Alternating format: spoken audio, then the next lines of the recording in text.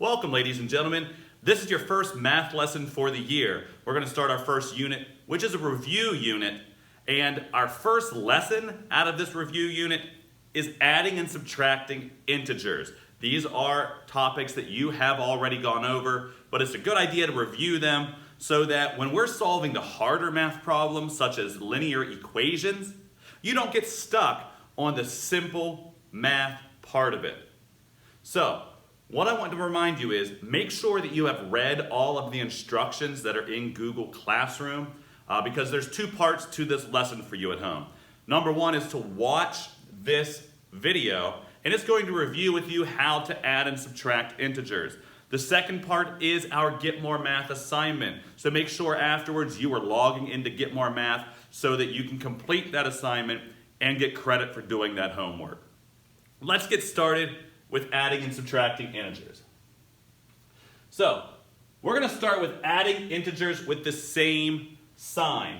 So we're talking about integers that are either both positive or both negative. So what you're going to do is, with the same sign, you're just going to add the absolute values of these. So if it's 2 plus 5, that's just a regular addition problem. A positive 2 and a positive 5 added together is going to give you a positive 7. Same thing with negative numbers. If you have two negative numbers that you are adding, negative 2 and negative 5, you're going to keep the same sign, then use the common sign. So you're going to carry that negative sign with you. 2 and 5 is 7, and since they're both negative, we're using that common sign, it's negative 7. Whenever I'm dealing with negatives, I often think of money. So if you owe me $2,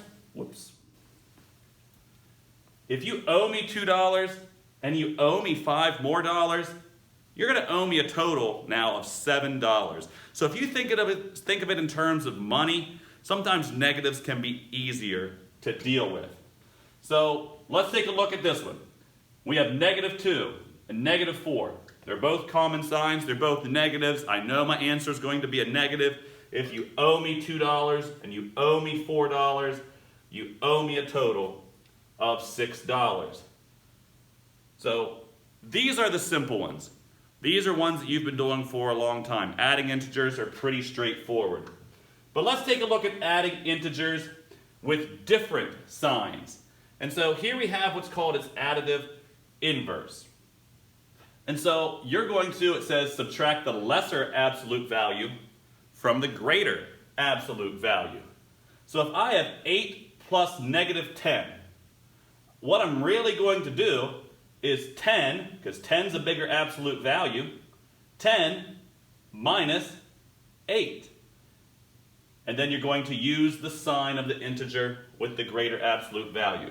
So if I went 10 minus 8, that gives me 2. I'm not done yet though, because I have to use the sign with the greater absolute value. So out of these two numbers, the greater value was negative 10. So I'm going to use the negative sign that's with that 10 since it's the greater of the absolute values. So that's actually going to make this answer a negative 2. So let's take a look at this one down here. We have 6 plus negative 6. So these are opposite numbers. Opposite numbers are the positive and negative number of a certain integer, and they're always going to equal 0. So adding integers with different signs, we'll go over this one as well. Let's see if that works. Hey, look at that eraser. First thing I want to do, we have negative 13 plus 17. First thing I'm going to do is look to see whether or not it's going to be a negative answer or a positive answer. I have negative 13, a positive 17. The sign of the bigger absolute value is what we're going to use. Well, the bigger absolute value is 17, so I know my answer is going to be a positive. And then I'm making sure that I subtract the lesser number from the bigger number. So the bigger number is 17, the lesser number is 13, the lesser number was 13. And so that's going to give us our answer of 4.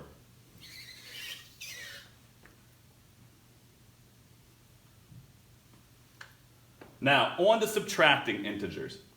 When we want to subtract an integer, we're actually adding its opposite.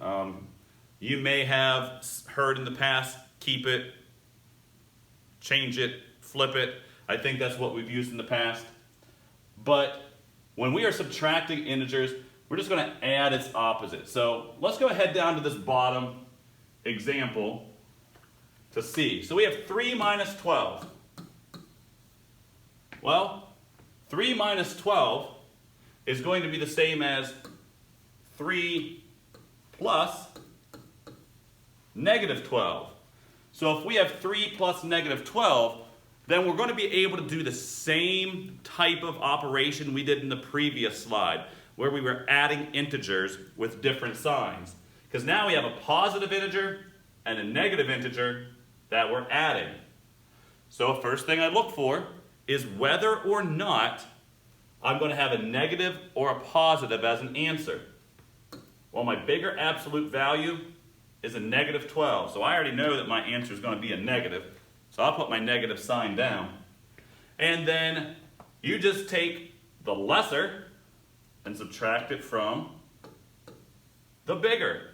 So 12 minus 3 is 9. I said my answer is going to be negative because of my bigger absolute value is a negative. So my answer is negative 9.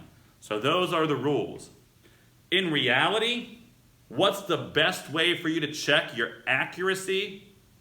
Once you have gone through these and you're familiar with the rules, as you're doing these problems, if you don't know them in your head, then probably the best way to check them is also to utilize a calculator. And on Google Classroom, there is that link for Desmos Scientific Calculator. And that's the calculator we're going to be using throughout this year as an online calculator.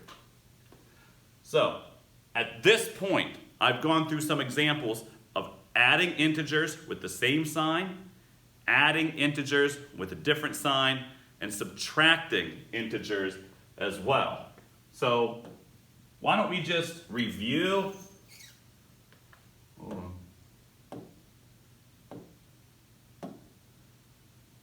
We'll do a few more subtracting integers problems, actually. So this one's real easy. 8 minus 3. Don't have to do anything. That's a regular integer subtraction problem. You've seen these problems ever since you were in kindergarten or first grade. 8 minus 3 we know is 5. But for these ones, like number 2, 9 minus 17. Well, that's the same as 9 plus negative 17. My answer is going to be negative because my bigger absolute value is negative. Negative, or 17 is more than 9. So then my answer is going to be negative. I'm going to take the bigger absolute value and subtract the smaller absolute value. That gives me 8. And then my answer, I said, was negative because the bigger absolute value is negative.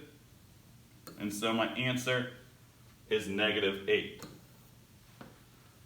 And one last point we didn't get to, and I'm glad this problem reminded me. Let's look at number 6. It's negative 12 minus a negative 12. If you are subtracting a negative, that's actually going to mean the same thing as a plus sign. So if you see a minus and negative, automatically rewrite your problem to read as a plus sign. So I have negative 12, and instead of minus a negative gives you a plus sign. And then negative 12 plus 12, that's going to give you 0. So just that reminder, anytime you see minus a negative, you're going to rewrite that as a plus sign. 2 minus signs in a row equal a plus sign. At this point, your next task is to go into Get More Math and complete today's 1.1 assignment on adding and subtracting integers. Have a good day, ladies and gentlemen. If you need any help, please reach out to me.